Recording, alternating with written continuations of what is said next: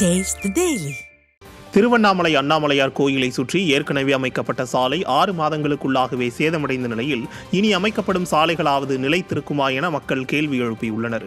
கோயிலை சுற்றி விமான ஓடுதளத்திற்கு இணையாக சிமெண்ட் சாலை அமைக்கப்பட்டதாக அமைச்சர் ஏவவேலு வாய்ச்சவடால் விட்ட நிலையில் 6 மாதங்களிலேயே சாலை சேதமடைந்து அதன் பின் பேட்ச் ஒர்க் மூலம் சரி செய்யப்பட்டது. தற்போது திருவூடல் தெரு, தேரடி தெரு ஆகிய பகுதிகளில் 1.7 கிலோமீட்டர் தொலைவிற்கு 15 கோடி ரூபாய் மதிப்பீட்டில் சிமெண்ட் சாலை அமைக்கும் பணி தொடங்கப்பட்டுள்ளதாக கூறப்படுகிறது. இந்த சாலையாவது நிலைத்திருக்குமா அல்லது ஸ்டாலினின் வாக்குறுதியைப் போலவே தற்காலிகமானதா என மக்கள் விமர்சித்துள்ளனர்.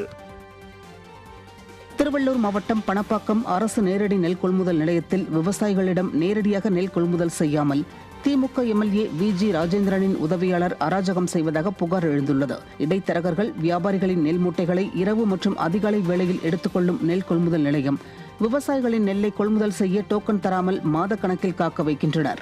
இதுகுறித்து அதிகாரிகளிடம் விவசாயிகள் முறையிட்டதற்கு எம்எல்ஏ VG ராஜேந்திரனின் உதவியாளர் நேதாஜிக்கு கமிஷன் கொடுக்கும்படி கூறியதாக தெரிகிறது.